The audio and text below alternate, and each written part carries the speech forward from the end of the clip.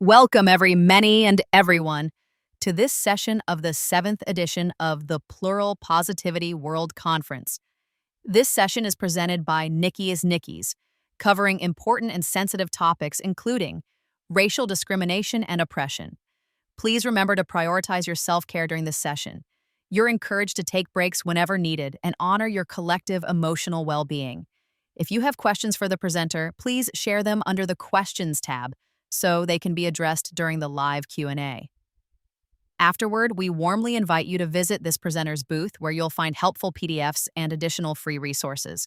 Now, without further ado, it is my honor and pleasure to introduce our wonderful presenter to you all. Here's Nikisnikis. Hello. Hello, everybody.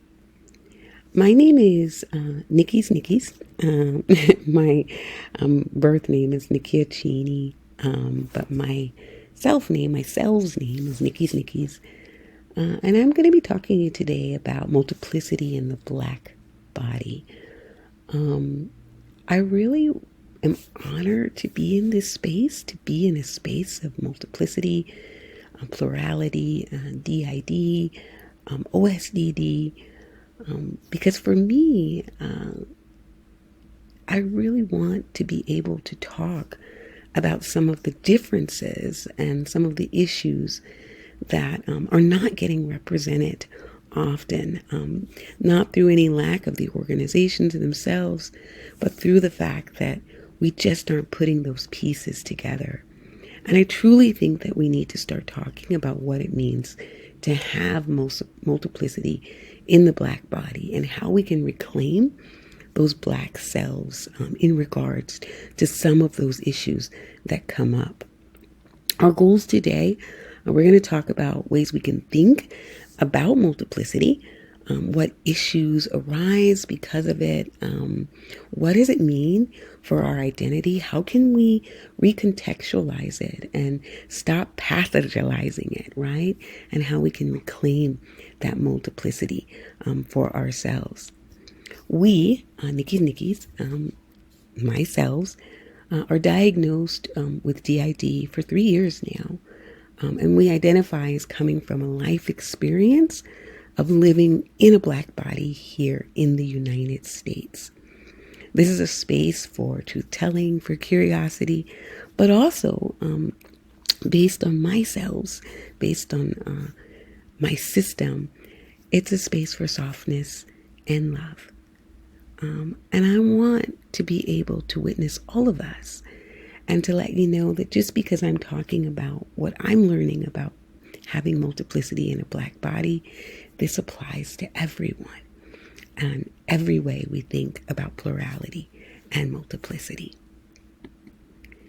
Let's start with a couple of questions, just some ways in which we can frame some of what we're going to talk about today, and just thinking about what I'm getting at. So what does it mean to hold many selves within one Black body? We already have to think about having many selves and many personalities in one body, but what does it mean when that body is Black? How can disassociation be both a tool of survival, but how can it also be an integral threshold of the selvesness, this sense of collected multiplicity, this sense of who we are? And in what ways do Black cultural traditions offer that healing outside of Western psychiatry models, right? How can we kind of get out of that a little bit so that we're honoring those cultural traditions and we're thinking of this selfness, right? These selves, multiplicity in different ways.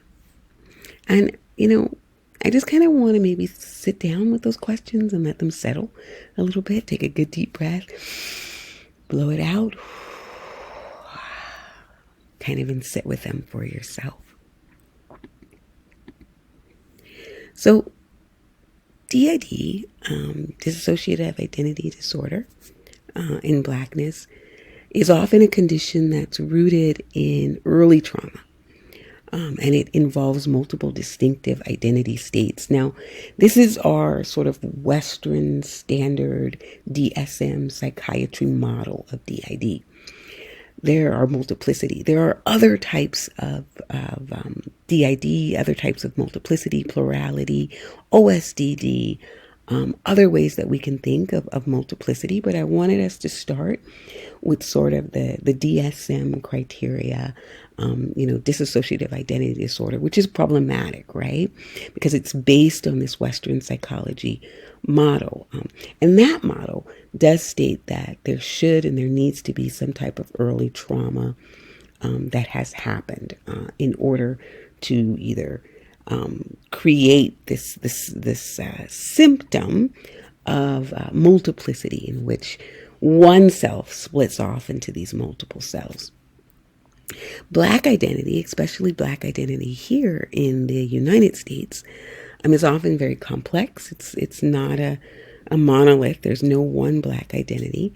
It's intersectional, in which it involves gender, it involves sexuality, it involves class, it involves, age, and so on and so forth, and historical, what has happened to Black individuals, Africans who were forcibly removed and trafficked here in the past, and lived for about 400 years as second-class citizens, first as slaves, and then later under really, really apartheid rulings and laws called Jim Crow, that lived under those second-class citizens for another 100 years before regaining a sense of equality, and how that's impacted them, right? So Black identity has within it that history, that American history of Black people in America, right? And that history, which is fraught with slavery, which is a really deeply dehumanizing condition, had to be shaped by survival, creativity, innovation, artistic endeavors, language differences, and so on and so forth. So when we kind of put these two together, and this is what we're trying to do here, and look at like how DID, especially DID that is being seen as Western tradition of psychiatry, and Black identity, creates this idea of how do they merge? How do they interact with each other? Multiplicity is much more open. Multiplicity is just that experience of more than oneself. And I want us to start, because of Black identity and its complexity, I want us to start thinking of multiplicity, and thinking of DID, and thinking of sort of that psychiatry model within the framework of multiplicity, so that we can include clinical DID, but also spiritual and cultural ideas in it. And that's how I'm using the term multiplicity for this talk and for this, what we're doing today. So let's kind of continue with DID and Blackness, and multiplicity and Blackness. We know that DID itself is underdiagnosed and it's misdiagnosed in Black communities, right? For individuals that live in Black bodies, especially in the United States, with symptoms of trauma, with symptoms of multiplicity, with symptoms of dissociation, they're more likely to be diagnosed with schizophrenia and psychosis. This is because of that history that I talked about, right? That really racialized history in the United States. And what's really difficult about this is that cultural stigma, just the very fact of coming to a doctor's office and trying to get treatment, or even finding communities that reflect some of those histories of it, is even more difficulty because of the stigma itself, right? That those symptoms will be often downplayed, and multiplicity. Just knowing that you have multiple selves, right, is often treated with fear and rejection, both inside of the community and outside of the community. There's just this lack of any kind of access to understanding, lack of treatment. even moving in multiple communities that we have, there's so few representation of Blackness, American Blackness here, that you see that double blind or that triple blind misrepresentation and erasure of self. And, that means that getting psychiatric care and finding community becomes extremely hard. So what I've been seeing is that Black multiplicity often expresses itself quietly. It's often very quiet, right? There's no privilege of naming what's going on and what's happening inside the body with these multiple cells. And there's no privilege of being able to outwardly express those cells in that body. So, such as maybe a child self or a teenage self, right? It's actually very dangerous to outwardly express that self because that fear of just rejection and that fear of being pathologized, right? And pathologized for a Black body is medication and often hospitalization, forced hospitalization. So multiplicity and its expression of multiplicity in Blackness is brokenness, right?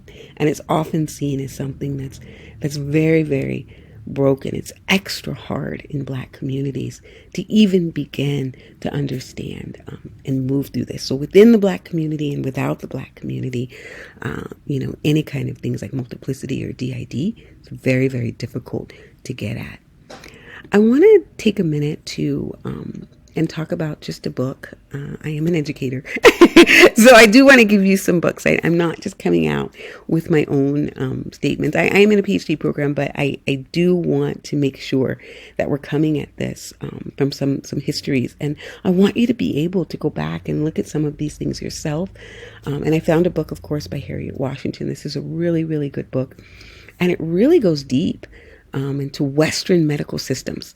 And how those Western medical systems, how they've abused Black bodies. She talks about in this book about how Black Americans, due to slavery, due to that second-class citizenship that I talked about, were used for medical experimentation. And that foundation sort of stayed with Western medical communities across the board. This is why we see such a disparity in some of the statistics between Black Americans seeking psychiatric treatment and being able and needing psychiatric treatment, right? More Black Americans report needing that psychiatric treatment and mental health treatment, while less Black Americans actually receive that treatment or seek that treatment out. And it's because of this foundation here, this horrible foundation of medical experimentation that's in here. Like, for example, Washington talks about the Tuskegee syphilis experiment. That's when Black men were given, this was in the 1920s and 1930s, Black men were given syphilis. They were actually infected with syphilis on purpose, and then treatment was withheld from them in order to track and see how this disease exacerbated and what it would do long term. This is a really horrible experimentation to give to Black men at that time. And at the end of Washington's book, she starts to use things like really explicit informed consent with any kind of medical treatment for Black individuals.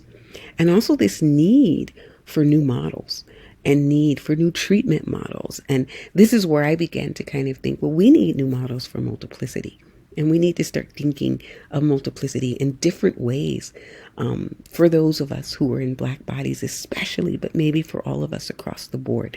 Different ways outside of the Western medical treatment that has such a horrible history of experimentation and exploitation. Another book that I want to share with you as I started to pull this together, and I'm writing about all of this stuff too, but another kind of thing that I wanted to share is this gorgeous book called My Grandmother's Hands by Resmaa Menakem. And what's beautiful about this book is that Menakem really focuses on racialized trauma and what racialized trauma does to the body. This is really huge in this. Menakem says that these types of things that are happening to us to our bodies, and that trauma is often staying with us. And in order to move through that and to think about ways to deal with that trauma, we need that community and we need that cultural understanding for that healing, right? So Menakem really pushes the idea of somatic practices and ways to think about multiplicity through the body and how we're dealing with our nervous systems and nervous system regulation in the body. Healing is embodied and healing is very, very communal.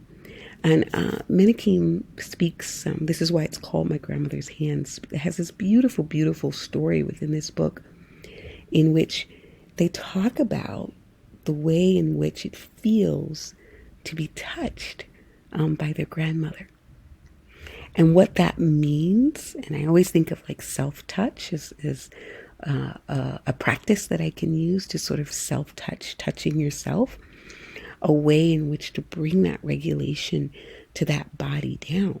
Because when I go out, due to the racialized trauma that's in the United States, the historic racialized trauma and the present day racialized trauma that's still here in the United States, when I go out, I will always have this skin color. I cannot step out of being a Black person.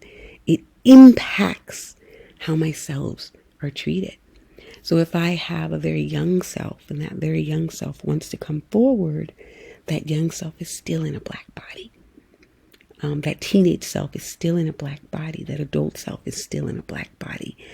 And how in the world do I begin to move through that and find ways and find communication between them if I'm ignoring the fact of how I'm perceived and how I'm treated? And so I really love that Resmaa Menakem gives us a way to start to think through that and think about the necessity of community and communal healing, being able to be seen, being able to be recognized, not without sort of that racialized identity, but with and alongside and aligned with that racialized identity. And the third and last book that I'm going to kind of bring up is a gorgeous book by Zenju Earthlyn Manuel.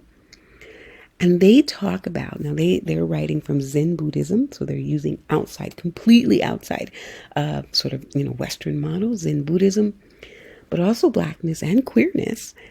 So definitely some intersectional identities that are going on there. To think about identity and the understanding of identity as collective, right? This oneness, this sense of oneness within multiplicity. And they use oneness within multiplicity as a way to describe identity and acceptance of who we are, the differences of who we are. But I really, really love thinking about how we can bring this sort of oneness and wholeness of selves and separate selves together in one body, right? To really kind of bring that home, that my cells are separate, they're different, they are distinctive in who and what they are. Our body together is interrelated. And that's the other two ideas. We perceive our reality through our bodies, just like Resmaa Menakem, but also multiplicity is interrelated. My cells are still in one body together, and they're moving together and sharing time and space and connection and touch. And it's one person, it's one set of hands, right, for multiple cells. So they're sharing this body together. And so in order to move towards healing and towards a sense of who we are and who I am and who my selves are and who our selves are, we need to really think about interrelation in the ways in which we move together. And so the last kind of idea, and this is not a book for this, there's several books out there, but the last idea that I wanted to bring into this is to kind of go back into some African spiritualities. In Black culture in America, some African cultural traditions have survived very subtly throughout and within and through Western traditions, such as language, music, art, dance, and so on and so forth. Some of those African spiritualities we can find and track the ways in which there's a through line between them. The influences of African polyrhythms and things like that have spread all the way through Black music and African American Black music all through the years, and so on and so forth, in very many aspects of Black culture. But if we go all the way back, right, to things like some African traditions, especially like the Yoruba traditions and West African traditions, you'll find ideas of things like the Orishas and the Ifas, in which ancestors speak through us and through our bodies and through ourselves. So this idea of multiplicity and having more than one self within the body is very common, right? It's not even unique or different. It's okay to have an Orisha and to have a goddess or a god speak through the body, right? And then our spirits, they carry that memory and that trauma and that wisdom beyond the lifetime. So this world isn't just it. We live in multiple planes and multiple worlds and multiple existences all throughout time. So again, multiplicity, just looking at it completely outside of Western tradition, multiplicity itself is the standard. It's the way in which we share our world and we think about who and what we are. And that multiplicity is also a gift or a talent to be able to speak from another self or another vantage point, to be able to see through that lens of a child, or see through that teenager, that very young individual, or that very young perspective, right? That's a gift. That's a power one may have, right? To manifest, or an ability, or to have these worlds and these spaces which within our bodies that we then can create and build and move through, right? These are gifts and these are powers. So it's a way to think of this, not as a disorder. DID is a disorder, but as a state of being and a natural state of being that for those of us in Black bodies can connect to. I want to bring in this idea of harmony as well, just looking at some of these things, right? Because it's a good way of kind of pushing back against integration.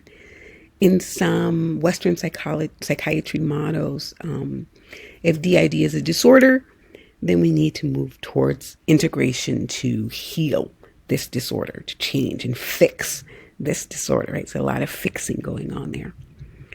But I remember talking with my therapist about this when she brought up integration. The idea was that I don't want to integrate. Integrate who and what? I will lose what makes us, me, ourselves, uniquely who we are. So there's not really a push towards integration and becoming like flattening out myself to becoming one. Rather, I would want to move towards harmony, so that those multiple selves are moving together and creating a harmony. And I brought in some aspects. These are very particular aspects of Black culture, African American culture here in the United States. One is the double consciousness. This is W.E.B. Du Bois, and you can look this up. I'm giving you this. I hope you'll look this up, right? But W.E.B. Du Bois, he was a prominent Black activist back in the 20s and the 30s. He did some beautiful, beautiful things. Like 1900, he went to France to the Paris Accord to show what wonderful things that Black culture and Black people were doing in the United States, right? As a way to uplift Black individuals who were held down and treated so badly in the United States. And he wrote a book called The Souls of Black Folk, in which he talked about the double consciousness, right? And the double consciousness is this idea that because of that second class citizenship, because Black people were being constantly held down by the institutions, they had to both, in order to survive, brutal, dehumanizing slavery and dehumanizing conditions that came after slavery, the Jim Crow era, they had to see themselves as who they are, like their self, but then also see themselves as how they're perceived and how they're treated. So they had these double consciousness held within them, right? That this was their thing, that I can't be fully human in this society because I'm not being treated as fully human. To survive, I have to see myself in that way, even though I understand and know that I'm fully human. And it was a form of multiplicity, a form of holding multiple selves in one body, and it was a tool of survival. And we see this repeated again with things like code switching and signifying. Code switching and signifying, these are aspects of Black American language. Code switching means to move from Black American dialect, that's the ain'ts and finnas and kind of a way of speaking that is uniquely, it's a dialect, uniquely Black American language, where you're able to switch from one dialect to the next dialect, right? It's kind of switching, code switching, and having that and understanding where and when how to do that, right? It's a form of multiplicity, because then what is your language if you're moving between these dialects, right? And then signifying was another kind of Black philosophical language idea, and signifying was Henry Louis Gates, and signifying is basically this idea that you can speak on multiple levels, speaking through indirections. Another tool of survival. Code switching and signifying are both tools of survival. So signifying means I might say something to you, but underneath that, there are multiple layers of kind of indirect speech. And it's an African American sort of language pattern that happens, right? Kind of playing the dozens, or kind of bagging on somebody or insulting someone as a put down, and things like that. And again, it's a form of multiplicity. It's that understanding that the world works through multiple levels and using multiple perspectives, which is what we who have multiplicity can do. And then finally, polyrhythms, which come from Africa, right? The drums, African drums, West African drums, and using those polyrhythms, using those multiple rhythms that don't seem to connect to each other, and creating kind of harmony out of that multiplicity is another form of multiplicity that's already inherent in Black culture. All this is Black culture, Black American culture. It's inherent in here. And all of it moves towards harmony. And so that's what I feel that healing, when you're in a Black body, that healing, you need to move towards harmony. And you need to think of that multiplicity as a way of finding harmony with yourself. So I call myself selves. I am selves. And I think of multiplicity in Black bodies as selves in Black bodies. Black identity is not a monolith. It's a mosaic. There's so many different kinds of ways of being Black American. There's so many different things that happen when you're in Black bodies. You may come from different cultural perspectives, and that's absolutely wonderful. But we have to include how our bodies are perceived. That we can't think of multiplicity without including the body. And if you're in a Black body in a racialized society, that's going to matter. That's just going to matter. I feel that our healing has to start in how we are interrelating ourselves with the world. How our multiple selves are interrelating with each other inside of us, and how we in these Black bodies are relating with others outside of that. So that means community is desperately needed. We need community, acceptance, and of course, love. And I'm going to leave you with these books here. It was Zinju Earthland Manuel, The Way of Tenderness, Awakening Through Race, Sexuality, and Gender. Resma Minneke, My Grandmother's Hands, Racialized Trauma and the Pathway to Mending Our Hearts and Bodies. And Harriet Washington, Medical Apartheid, The Dark History of Medical Experimentation on Black Americans from Colonial Times to the Present. Just so that you can get some of these readings. There's so many more out there, but I definitely want to leave you with some reading material to take this a little further. I'm Nikisnikis, Nikia Chaney. You can look me up. I have a website. Every month, I am hosting on Hey Peers, the plural BIPOC DID and OSDD peer support. So if you look me up and you find me, please reach out. There'll be some contact information here at the conference. If you're interested in coming to that peer support meeting, I'm a certified peer support counselor. If you're interested in coming to that peer support meetings, I highly encourage you to come to it. Again, it is for plurals who are BIPOC, who are in Black and brown bodies, DID and OSDD peer support. And these are some of the ideas that we've been talking about and we've been bringing. So thank you so much for listening to this. And I so hope to meet you and hear from you. Again, I bring my heart and my love and my soul to this. I bring everything of who I am to what I'm doing. Those of us inside, little Nikki, big Nikki, Miss Chaney, girl, joy, oh gosh, I have anywhere from 12 to 16 different selves. All of us inside this body really just want to connect and find that harmony and wish for you to find that harmony as well too. So reach out to me. I'd love to hear from you. Thank you. Bye.